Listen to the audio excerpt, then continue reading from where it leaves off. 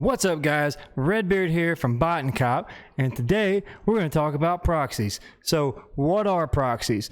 Basically, if you were to go on Walmart, for example, and try to bot with 100 different tasks going for the same product 100 different times on your local IP, you're going to get banned like immediately. So that's why you need proxies. Proxies will basically mask your IP address to make it look like you're 100 different people going for that product 100 times, right? Or one time each. So that way, whatever site you're trying to bot, it won't look like you're the same person pinging their site hundreds of times every couple of seconds. If you're going to be botting, you have to have proxies. There's no way around it.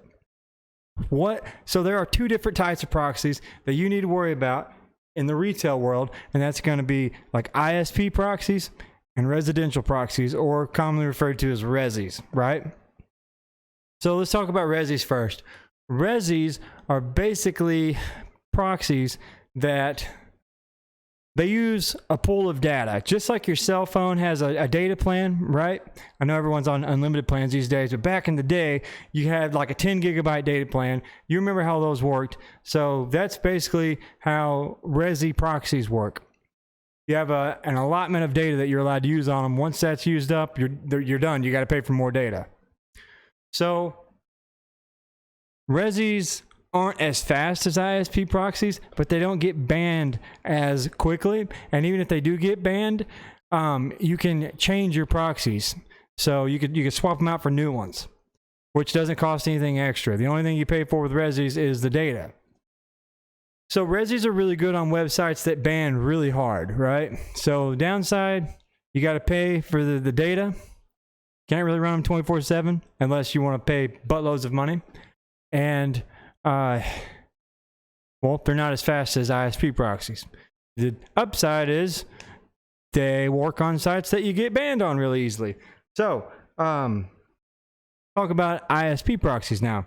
ISP proxies are what you're going to be using most of the time on retail sites. They're faster than resis. You can run them 24/7. You pay a monthly fee for them.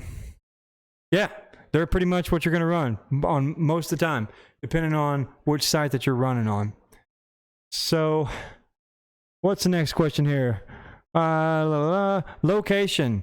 So you want your proxies, if you're going to be serious about botting, highly recommend that you run on a server. Because the closer that your proxies are to your home computer's IP address or your server's IP, right, or to your server, the faster it's going to be. So basically, if you have a server in Virginia, you want your proxies to also be in Virginia. You don't want a server in Virginia and your proxies to be in like Japan or something crazy. You want them to be like in the same state, right? The closer they are together, the faster they're going to be. Next question. How do you test your proxies? So there's a program, it's called, I believe, Fog LDN. Is it LDN? I don't know what the acronym stands for, but that's what I recommend you test your proxies with. If you're worried that your proxies are burnt, or that they're slow, or that they're just not working at all, Fog LDN. You sure it's not I believe it is Fog LDN. Just search for Fog Proxy Tester.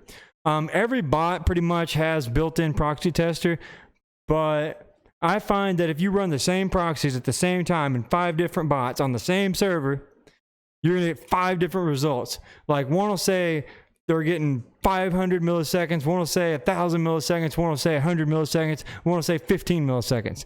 I don't know why that is, but yeah, just use the Fog program that I'm telling you about. That's the best way, and it's free to download. All right, how should you group your proxies? So I put my proxies, like if I got 50 proxies, I put them all in one group. And this kind of ties into the next question. So the next question is, so how should you group your proxies? How many proxies should you run to be successful? And what would your proxy to task ratio be? What should it be? I recommend at least 2-to-1 proxies per task ratio on a minimum. So that means if I'm running if I have 25 tasks, I need 50 proxies. So I'll put all 50 proxies in one group, and then I throw them all on all 25 tasks. That way, if your task, if the proxy that a task is running on gets burnt or gets banned or whatever, there are extra ones in that group that it can rotate to. If you assign an individual proxy to each individual task and that proxy gets fried or banned, then that task has no other proxies to rotate out to. So that's why you want extras in there, at least I'd say 2-to-1 ratio, and that's why you put them all in the same group. That's how I recommend to do it. You could ask 10 different people how they do it. They're going to give you 10 different answers. Well, that's the way I recommend. In fact, if you can go to 3-to-1 proxy to task ratio, that's even better. But obviously that can get expensive. Next question is, do proxies affect you for in-store pickup? Like if you have a Virginia proxy, but you live in California.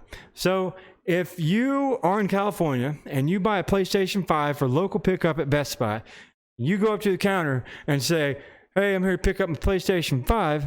They're not going to look at you and say, this is California. We see here that you used an IP address from New York. You're not getting this PlayStation 5, right? That's not going to happen.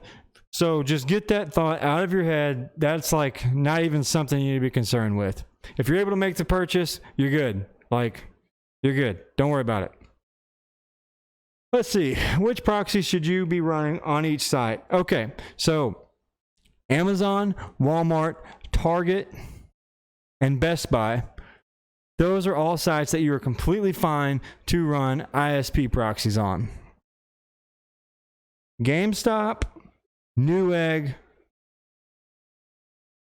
and AMD, they all ban really freaking hard. ISP proxies, not going to last very long on those sites. You need to use Resis because you're probably going to have to swap them out pretty frequently because those sites ban like hard and fast. Yeah, so Resis.